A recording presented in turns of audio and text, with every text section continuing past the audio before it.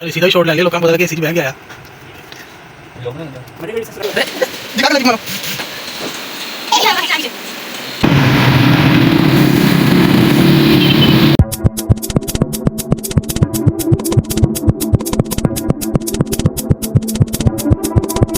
आज सुबह जब मैं मार्केट पहुंचता हूं तो सीधा राणा टी स्टॉल पर राणा इसरार साहब के पास आता हूं। जब मैं पहुंचता हूं तो आगे देखता हूं उनकी शॉप बंद होती है और पता लगता है जी राणा साहब आज छुट्टी पर है।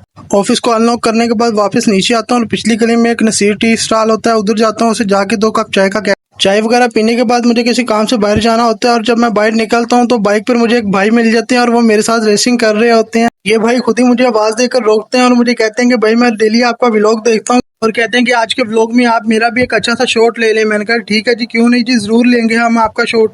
ऑफिस के कामों से फ्री होकर जब मैं घर पहुंचता हूं तो आगे देखता हूं माशाल्लाह शिफू मानू मेरी आने की वजह से इतनी खुश होती है कि वो बेड पर उछलना शुरू हो जाती है और फ्लाइंग जंप करने लग जाती है। मुझे डर होता है कि कहीं ये अपने चोट वगैरह ना लगवा ले। खैर थोड़ी देर इसके साथ खेलने के बाद खाना वगैरह खाता हूँ और शिफू मानो की लाडियों की वजह ये होती है कि चले शाबाश मुझे बाहर लेकर जाएं। सुबह को जब मुझे जोजा माजदा उठाती हैं और कहती हैं बिजली का बिल आ गया, जब मैं बिजली का बिल देखता हूँ तो मेरी बगैर नहाए ही आंखें खुल जाती हैं और मैं कहता हूँ कि ये क्या भाई, सूरज को रोशनी हम लोग दे रहे हैं कि हमारा इतना ज्यादा बिल भेज दिया इन लोगों ने। यार ये तो हुकूमत की ज्यादती है, क्या पूरे पाकिस्तान को बिजली हमारे घर से जा रही है। खैर मैं नाश्ता वगैरह करके मौला के आलम को सलाम करके जल्दी से ऑफिस की तरफ निकलता हूँ और सीधा राणा टी स्टॉल पर पहुंचता हूँ राणा इसरार साहब के।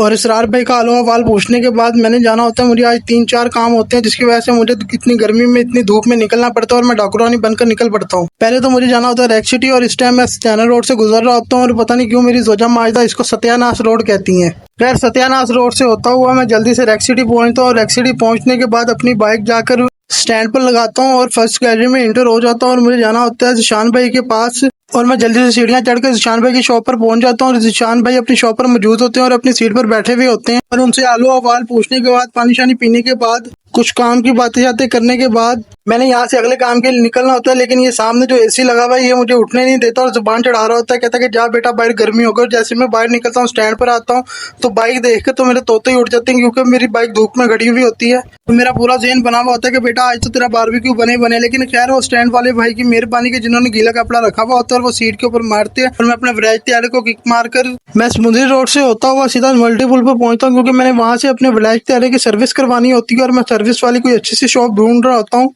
मुझे गौसिया सर्विस स्टेशन वाले जानी भी आवाज मार देते हैं कि भाईजान अपनी बाइक इधर लेके आए, लाए हम आपकी बाइक की सर्विस करते हैं। और मैं जाके बाइक को स्टैंड पर लगाता हूँ और भाई वराइज तैयारी को गुसल देना शुरू कर देते हैं। सादे पानी के गुसल के बाद भाई सरफ वाला कपड़ा वराइज तैयारी के ऊपर मारना शुरू कर देते हैं ताकि अच्छी तरह इसकी मैल शैल उतर जाए। और जानी भाई बहुत अच्छे तरीके से मेरे वराइज तैयारी की मैल उतार रहे होते हैं और बिल आखिर अच्छी तरह मैल वगैरह उतारने के बाद अब लास्ट बारी आ जाती है जी मेरे वराइज तैयारी के आखिरी गुसल की और वो वराइज तैयारी को आखिरी गुसल देना शुरू कर देते हैं। और मैं जानी भाई को देख रहा होता हूँ कि ये बहुत अच्छे से बाइक की सर्विस कर रहे होते हैं। वराइज तैयारी के गुसल के बाद अच्छी तरह सर्विस वगैरह होने के बाद अब लास्ट बारी आ जाती है वराइज तैयारी के मेकअप की। और फिर जानी भाई बेस वाला डब्बा उठा के लेके आते हैं और जानी भाई अपना बेस वाला डब्बा उठा कर ले आते हैं और टैंकी पर और टापों पर और बेस वगैरह लगने के बाद अब बारी होती है जी वराइज तैयारी को मस्कारा वगैरह लगने की। खैर अच्छी तरह बाइक की सर्विस वगैरह करवा के इसका अच्छी तरह मेकअप वगैरह करवा के मैं फ्री हो जाता हूँ और जानी भाई को उनके पैसे देकर मैं वापस ऑफिस की तरफ निकल पड़ता हूँ। और जब मैं वराइज तैयारी को गुसल करवा कर वापस ऑफिस जा रहा होता हूँ तो मुझे रास्ते में ये महसूस होता है जैसे धूप की तपिश कुछ कम हो गई और कुछ हवा चल रही है, लेकिन हवा फिर भी थोड़ी गर्म होती है। आपको व्लॉग पसंद आए तो लाइक कर दें, सब्सक्राइब कर दें और शेयर कर दें।